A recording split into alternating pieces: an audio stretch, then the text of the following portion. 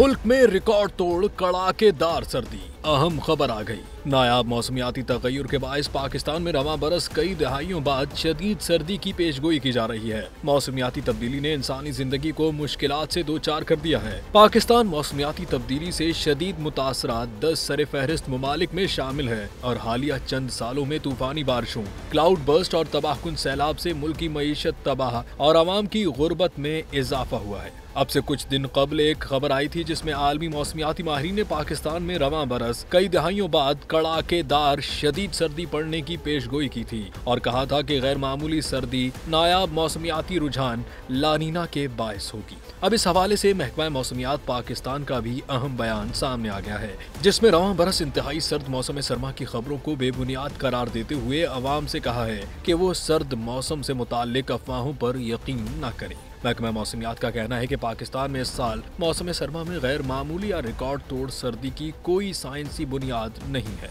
बल्कि दिसंबर से फरवरी तक दर्जे हरारत मामूल से कदरे ज्यादा रहने का इम्कान है।